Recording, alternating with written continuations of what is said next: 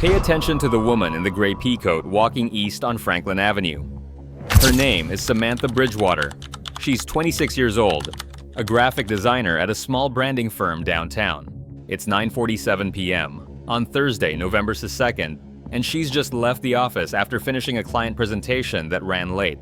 She's walking home. It's only 8 blocks. She's made this walk 100 times. Now watch the man approximately 40 feet behind her. He matches her pace exactly. When she slows at the crosswalk, he slows. When she turns the corner onto Maple Street, he turns too. Within 30 minutes, Samantha Bridgewater's phone would stop transmitting location data.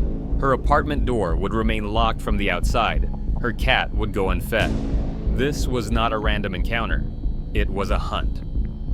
Samantha Bridgewater lived alone in a third-floor walk-up in the Riverside district, a neighborhood known for its tree-lined streets and local cafes. She'd moved there 2 years earlier after landing her first real job in her field. The apartment was small, but hers. She'd painted the bedroom walls sage green and hung prints of her own design work. Her parents lived 40 minutes away in the suburbs. She called them every Sunday. Her mother, Patricia, would later describe her daughter as independent, but careful. Samantha didn't take unnecessary risks. She was aware of her surroundings. She texted friends when she got home late. That Thursday evening, she'd stayed at the office to finalize mock-ups for a brewery rebrand. Her coworker, Dylan, had offered to walk her to her car. Samantha reminded him she didn't drive to work. She walked.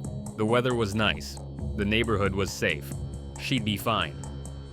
At 9:43 p.m., she sent a text to her roommate from college. Finally done. Walking home. Wine when I get there. The message was delivered. It was never read by its intended recipient. Samantha left the building at 9:45 p.m. Street cameras captured her walking east on Franklin Avenue, the leather portfolio bag her father had given her for graduation slung over her shoulder. She was listening to a podcast through wireless earbuds. Her stride was purposeful, relaxed. She had no reason to be afraid. At 9:52 p.m., Samantha stopped at the corner of Franklin and Maple to wait for the crosswalk signal. Traffic cameras recorded a man stopping approximately 30 feet behind her. He wore a dark jacket with the hood pulled up. His hands were in his pockets. His face was angled downward. When the light changed, Samantha crossed. The man crossed 6 seconds later. On Maple Street, the camera coverage was less complete. A residential security system captured Samantha passing a brick townhouse at 9:54 p.m. The hooded man appeared in the same frame 11 seconds later. Samantha turned south onto Cedar Avenue at 9:56 p.m. This street had no camera coverage. It was a quiet residential block lined with older homes, many with hedges or fences obscuring the sidewalk from view. Streetlights were spaced every 100 feet.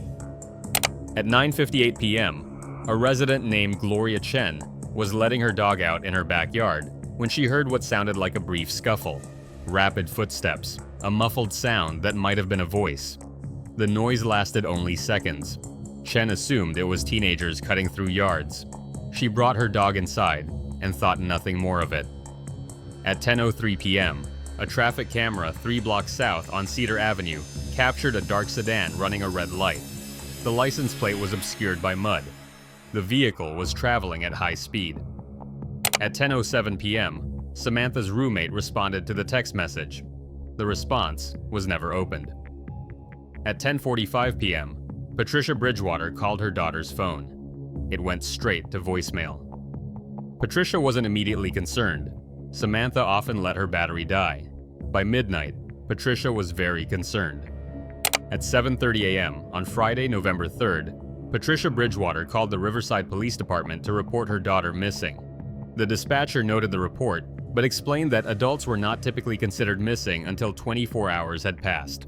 Patricia insisted something was wrong. Her daughter had plans to call her that morning. She never missed calls. Detective Luis Navarro caught the case at 9 o'clock a.m. He reviewed the initial report with skepticism that would later haunt him. A 26-year-old woman who'd been out of contact for less than 12 hours. It happened constantly. People turned up. Navarro called Samantha's phone. Voicemail. He contacted her employer. She hadn't shown up for work. He spoke with her roommate, who confirmed Samantha hadn't come home the previous night. Her bed was still made. Her cat was frantic. By 11:00 a.m., Navarro was no longer skeptical. He requested surveillance footage from the route between Samantha's office and her apartment. The footage arrived by 2:00 p.m. Navarro watched it 3 times. A woman walking home, a man following at a consistent distance, both disappearing on a street with no cameras. At 3:15 p.m., Detective Navarro called Patricia Bridgewater and told her to prepare herself for a difficult investigation. Her daughter had not simply missed a call. Someone had been following her. The search was no longer routine. It was a potential abduction. Navarro's team canvassed Cedar Avenue on foot. They knocked on every door, interviewed every resident who'd been home Thursday night. Most had seen and heard nothing. Gloria Chen mentioned the brief noise in her backyard around 10 p.m. She hadn't thought it significant. Navarro walked the route himself, timing it, from Samantha's office to the point where she disappeared on Cedar Avenue, 11 minutes at a normal pace. From that point to her apartment, 3 more minutes. She'd never made it. The forensic team found something at 4:30 p.m. on the sidewalk near where Chen's property backed up to Cedar Avenue. Scuff marks consistent with a struggle, a small silver earring in the grass 6 feet from the sidewalk. Patricia Bridgewater confirmed it belonged to her daughter. Samantha had worn them constantly, small hoops her grandmother had given her. Nearby, half hidden under a hedge, investigators found Samantha's phone. The screen was cracked. The device had been powered off at 9:59 p.m. Navarro now had a timeline. Between 9:56 p.m., when Samantha turned onto Cedar Avenue, and 9:59 p.m., when her phone was shut off, someone had attacked her, dragged her off the sidewalk, and taken her. 3 minutes. That's all it took for Samantha Bridgewater to vanish. The investigation intensified. Navarro requested traffic camera footage from every intersection within a 2-mile radius. Analysts worked through the night, tracking vehicles that had passed through the area between 9:45 p.m. and 10:30 p.m. One vehicle stood out, the dark sedan that had run the red light at 10:03 p.m. on Cedar Avenue, 4 minutes after Samantha's phone went dark. The mud obscuring the license plate appeared deliberate, smeared in a pattern that suggested intention rather than natural road spray. Analysts enhanced the footage. The make and model became clear. A 2015 Nissan Altima, dark blue or black. The driver was alone. The enhancement couldn't penetrate the tinted windows, but the driver appeared male, wearing a hooded jacket. Navarro issued a bulletin to every officer in the district. Locate dark Nissan Altimas, registered within 50 miles. Check ownership records. Flag vehicles with male registered owners between ages 25 and 45. The list came back with 347 matches. On Saturday morning, November 4th, 36 hours after Samantha disappeared, a patrol officer named Marcus Webb was checking registered Altimas in a neighborhood called Fairmont Hills, 8 miles from where Samantha was taken. The area was lower income, largely immigrant and working-class families. Webb was following up on a vehicle registered to a man named Adebayo Okonkwo. Okonkwo was 38 years old, originally from Nigeria, a legal permanent resident who'd immigrated 12 years earlier. He worked as a night custodian at a hospital and lived in a duplex with his girlfriend and her teenage son. He had no criminal record. Nothing suggested he was a suspect. Webb knocked on the door at 10:20 a.m. A woman answered. Okonkwo's girlfriend, Maria Santos. Webb asked if Okonkwo was home. Santos said he was sleeping. He worked nights. Webb asked to see the Altima. Santos led him to the driveway. The car was dark blue. The license plate was covered in dried mud. Webb asked if he could speak with Okonkwo. Santos hesitated, then went inside. 5 minutes later, Adebayo Okonkwo emerged, wearing sweatpants and a t-shirt, visibly groggy. Webb asked routine questions. Where had Okonkwo been Thursday night? At work, his shift ran 8:00 p.m. to 6:00 a.m. Could anyone confirm that? His supervisor, the security desk, the time clock. Why was there mud on his plates? He'd driven through a construction site earlier in the week, hadn't gotten around to cleaning it. Webb thanked him and left. He noted the interaction in his report and moved on to the next vehicle on the list. It would be another 28 hours before anyone spoke to Adebayo Okonkwo again. By then, it would almost be too late. Sunday, November 5th. Samantha Bridgewater had been missing for 60 hours. The media coverage was intensifying. Her photo appeared on local news stations. Patricia Bridgewater made a tearful public appeal. Detective Navarro and his team were drowning in tips. Most led nowhere. A psychic claimed Samantha was near water. A witness reported seeing a woman matching her description at a gas station 30 miles away. The woman turned out to be someone else entirely. At 2:11 p.m., a detective named Yolanda Martinez was reviewing hospital employee records as part of the Altima canvass. She cross-referenced work schedules with the timeline of Samantha's abduction. Adebayo Okonkwo had clocked in at the hospital at 8:04 p.m. on Thursday. His time card showed he'd clocked out at 10:37 p.m., more than 2 hours before his shift was supposed to end. The notation on the system, personal emergency, left early. Martinez pulled the surveillance footage from the hospital parking garage. Okonkwo's Altima exited at 10:39 p.m. The route from the hospital to the Riverside district where Samantha was taken, 14 minutes. Martinez called Navarro immediately. At 3:45 p.m., Detective Navarro, Martinez, and 4 uniformed officers arrived at Okonkwo's duplex. Navarro knocked. Maria Santos answered. She seemed confused, then frightened. Navarro asked for Okonkwo. He was not home. Santos said he'd left that morning around 10:20 a.m., said he had errands to run. He hadn't returned. Navarro asked if they could search the property. Santos consented. The duplex was small, cluttered, but clean. Nothing in the main living areas raised suspicion. The officers moved to the garage, a detached structure behind the house. The garage was locked. Santos didn't have a key. Okonkwo kept it locked, she explained. He stored tools and equipment there. He was particular about it. The officers forced the door.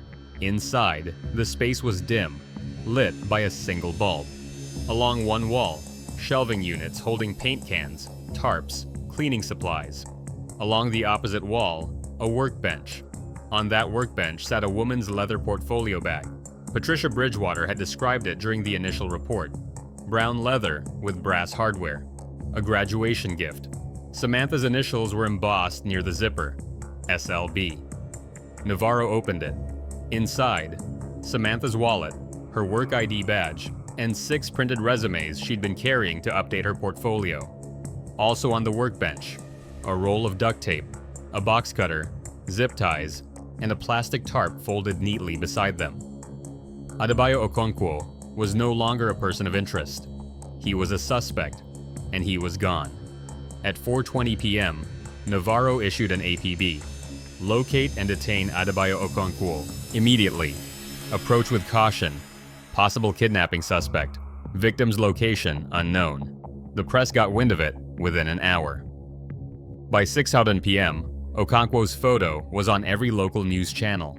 Navarro's team worked frantically. Where would Okonkwo take a victim? His phone records showed minimal activity, mostly work-related calls and texts to Maria Santos. His bank records were equally unremarkable. No significant purchases. No rental properties. No storage units registered in his name. At 8:30 p.m., a tip came through the hotline. A man matching Okonkwo's description had been seen at a gas station near the town of Millbrook, 23 miles northwest of the city. The witness, a gas station attendant, said the man had purchased water, protein bars, and a first aid kit. He'd paid cash. He'd seemed nervous. The timestamp on the transaction, 7:52 p.m. Navarro sent units to Millbrook immediately. They canvassed the area, showing Okonkwo's photo at every business. A clerk at a hardware store 3 blocks from the gas station confirmed selling zip ties and a padlock to a man matching the description at approximately 8:10 p.m. Navarro pulled up a map. Millbrook was rural, surrounded by farmland and scattered properties. If Okonkwo was holding up somewhere, it would be isolated. The county assessor's office was closed for the weekend. Navarro got a judge on the phone and secured authorization to access property records remotely.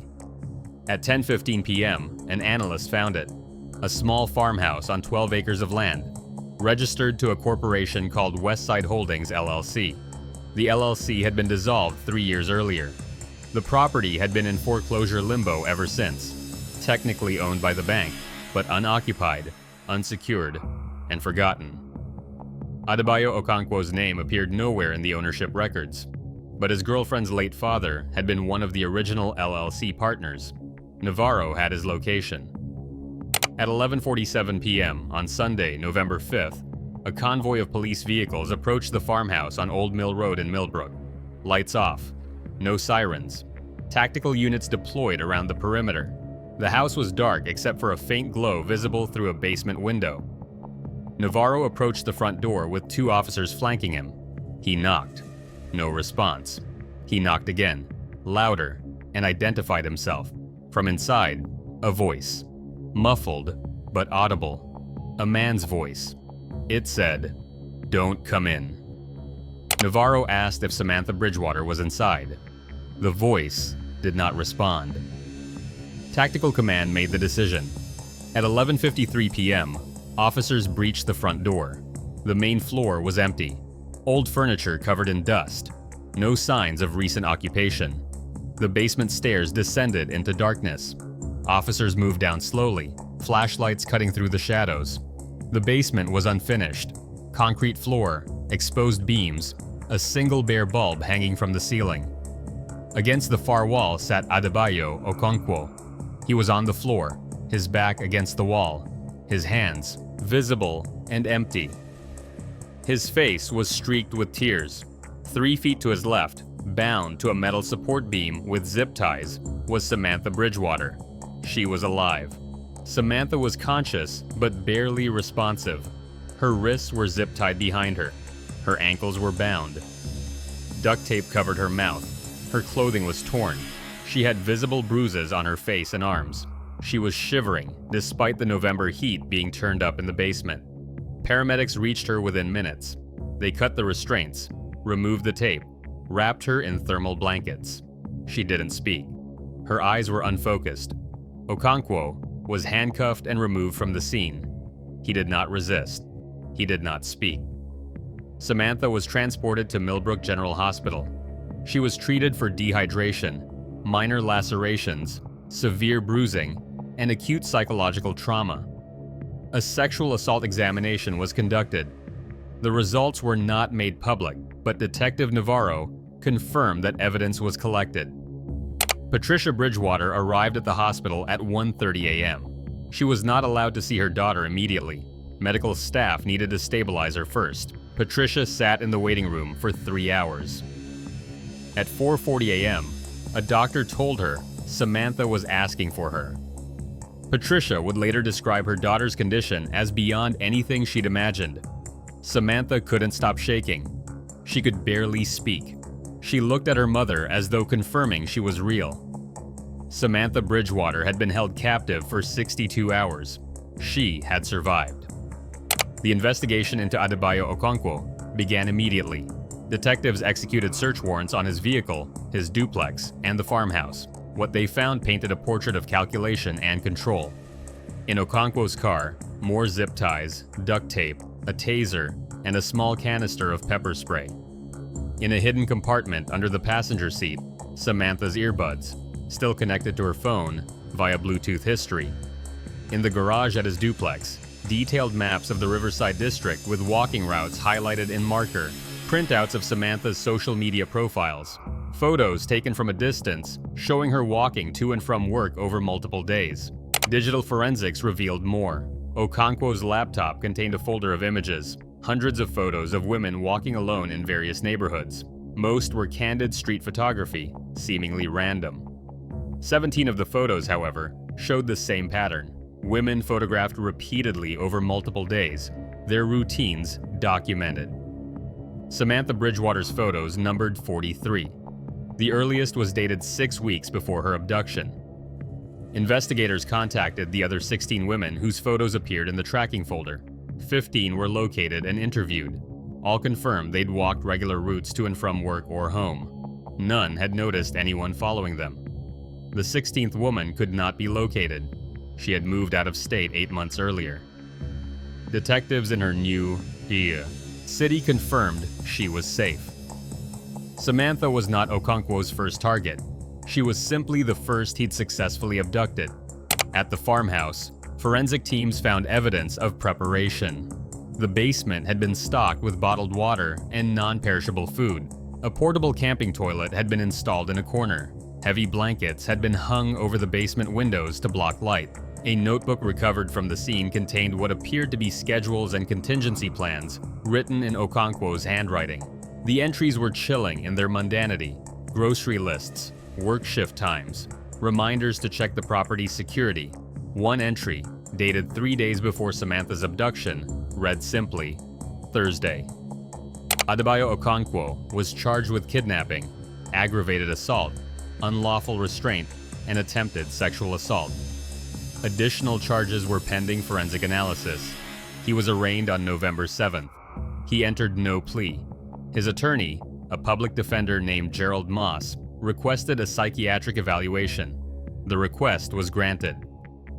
Maria Santos, Okonkwo's girlfriend, spoke to investigators voluntarily. She was devastated and disbelieving. She'd known him for 4 years. He'd been kind, quiet, hardworking. He'd been good to her son. She'd had no idea he was capable of this. She'd never been inside the garage. He'd told her it was his private workspace, that he needed somewhere to decompress after difficult shifts. Santos was not charged. Investigators found no evidence she had knowledge of Okonkwo's activities. The psychiatric evaluation took 3 weeks. The conclusion: Okonkwo was legally competent to stand trial. He exhibited signs of antisocial personality traits and obsessive-compulsive features, but did not meet the threshold for an insanity defense. Samantha Bridgewater spent 8 days in the hospital. She was treated for physical injuries and acute trauma. A crisis counselor visited daily. Patricia stayed with her constantly. When Samantha was discharged, she did not return to her apartment. She moved into her parents' home in the suburbs. She did not return to work. Her employer granted indefinite leave.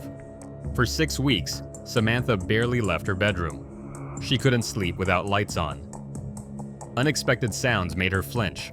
She couldn't watch television. Too many crime shows, too many news stories. Therapy began in December. Progress was slow. In January, Samantha agreed to provide a victim impact statement for the trial. Writing it took her 3 weeks. Reading it in court took 12 minutes. She described the moment of the attack, how she'd heard footsteps behind her, how she'd turned just as a hand clamped over her mouth, how she'd fought but couldn't break free, how he'd whispered that he didn't want to hurt her, that she needed to stay quiet. She described the basement, the cold, the zip ties cutting into her wrists, the hours alone in darkness, the terror that she'd never be found. She described hearing police breach the door, not believing it was real, thinking it might be another trick. She looked at Okonkwo once during the statement. He did not look back. The trial began on March 14th. Okonkwo's defense did not dispute the facts of the abduction. Instead, they argued a narrative of mental illness and cultural dislocation. Okonkwo had immigrated from Nigeria at age 26. He'd struggled to adapt. His family had remained overseas. He'd worked menial jobs, felt isolated and invisible.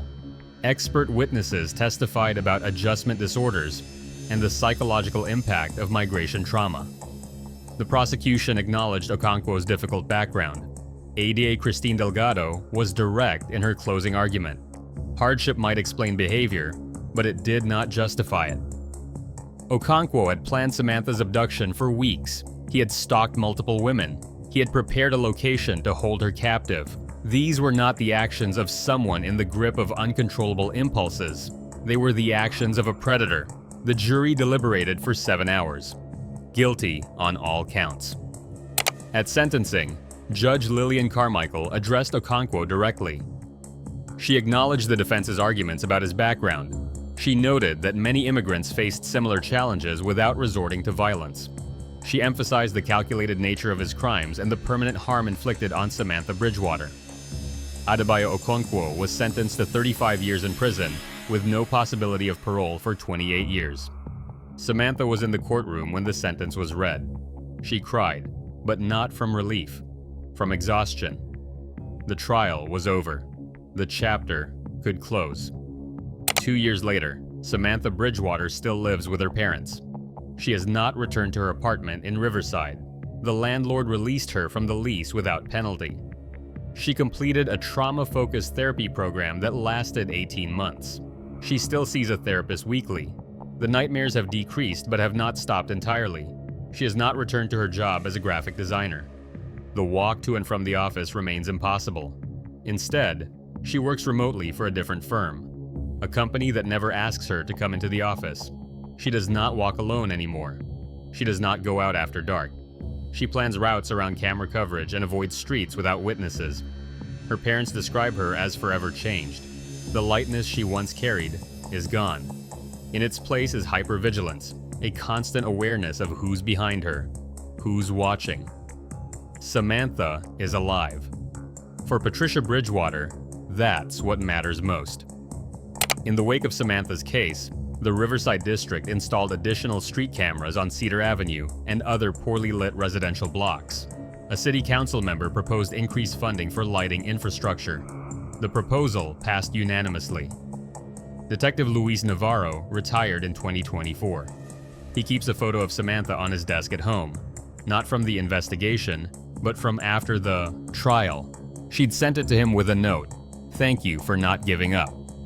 The case file remains open regarding the other women in Okonkwo's tracking folder. None have come forward with reports of suspicious activity or attempted assaults.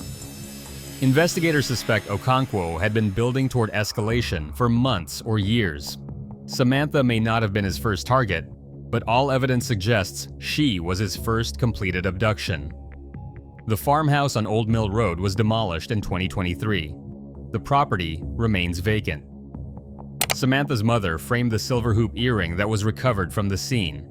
It sits in a shadow box in their living room alongside a photo of Samantha from before the abduction, smiling, confident, unafraid. Patricia Bridgewater looks at it every day. It reminds her of what was taken. It also reminds her of what was saved. Samantha survived. That truth is both a miracle and a burden. The walk home should have been routine. It should have been safe. For thousands of people, every day it is. For Samantha Bridgewater, it became something else entirely. The street cameras captured her final route as a woman who walked without fear. The woman who emerged from that basement would never walk that way again. But she walks, and that, perhaps, is enough.